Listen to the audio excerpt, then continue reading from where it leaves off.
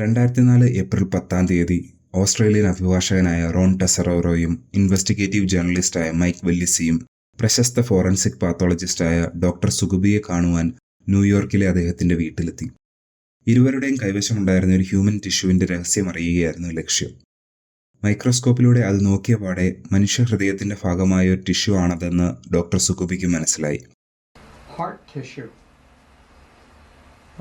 There's a inflammatory infiltrate here. മാത്രമല്ല, ഏകദേശം 3 ദിവസങ്ങൾക്ക് മുമ്പ് ശരീരത്തിന് ശക്തമായ ആഘാതമേറ്റ ഒരു വ്യക്തിയുടെ ഹൃദയത്തിൽ നിന്നും അയാൾ ജീവിച്ചിരിക്കുമ്പോൾ തന്നെ വേർപെടുത്തിയെടുത്തതാണതെന്ന് കൺക്ലൂഡ് ചെയ്യാൻ ഡോക്ടർ സുഗുബിക്ക് അധികം സമയം വേണ്ടി വന്നില്ല. ശരീരത്തിനേറ്റ ആഘാതം ഹൃദയത്തിലേക്ക് വൈറ്റ് ബ്ലഡ് സെൽസ് പ്രവേശിക്കുന്നതിനിടയാക്കിയിരുന്നു. പക്ഷേ സാധാരണ നിലയിൽ 2-3 മണിക്കൂറുകൾക്കുള്ളിൽ നശിച്ചു പോകേണ്ട ആ വൈറ്റ് ബ്ലഡ് സെൽസ് അപ്പോഴും ആ ടിഷ്യൂവിൽ നിലനിൽക്കുന്നതെങ്ങനെയെന്ന് ചിന്തിച്ചുകൊണ്ടിരിക്കുമ്പോഴാണ് അദ്ദേഹത്തിന്റെ അതുവരെയുള്ള അറിവുകളെ തകിടം മറിച്ചുകൊണ്ട് റോണും മൈക്കും ആ സത്യം വെളിപ്പെടുത്തിയത്. That tissue was in water for 3 years? That is fantastic. You sure that was water and not formaldehyde? We're sure it was water. That's hard to believe.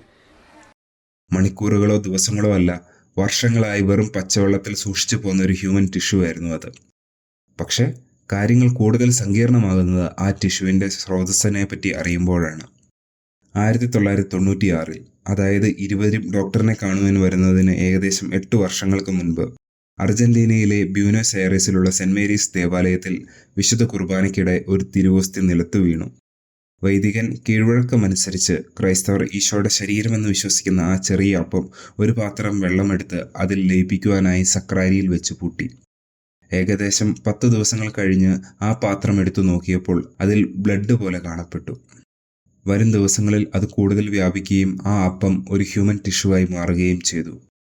കത്തോലിക്ക സഭയിൽ ഏതെങ്കിലും ഒരു അസാധാരണ സംഭവം അത്ഭുതമെന്ന് ഔദ്യോഗികമായി പ്രഖ്യാപിക്കുന്നതിന് മുൻപ് വളരെ കർക്കശമായ അന്വേഷണം ആ സംഭവത്തിന്റെ ആധികാരികതയെ ഉറപ്പിക്കുവാനായി നടത്തും. അതുകൊണ്ട് തന്നെ പിന്നീടുള്ള വർഷങ്ങളിൽ ലോകപ്രശസ്തരായ പല ശാസ്ത്രജ്ഞരുടെയും കൈകളിൽ ആ ടിഷ്യൂ വളരെ ഡീറ്റെയിൽഡായ പരീക്ഷണങ്ങൾക്ക് വിധേയമായി. അതിൽ DNA ടെസ്റ്റുകളും ഉൾപ്പെടുന്നു. പക്ഷേ അവർക്കാർക്കും ഈ സംഭവത്തെപ്പറ്റി മനുഷ്യയുക്തിക്ക് ഉതകും വിധം ഒരു വിശദീകരണം നൽകാനായില്ല. വർഷങ്ങൾ നീണ്ട അന്വേഷണങ്ങൾക്കൊടുവിൽ ഒരു അവസാനഘട്ട അഭിപ്രായം അറിയുന്നതിനാണ് അന്ന് ആ അഭിഭാഷകനും ജേർണലിസ്റ്റും ഡോക്ടർ സുഗുബിയെ കാണുവാൻ വന്നത്. I've written over 100 papers in cardiology. I was director of cardiovascular research with the Veterans Hospital. I'm a full fellow in the American College of Cardiology as well as being a forensic pathologist.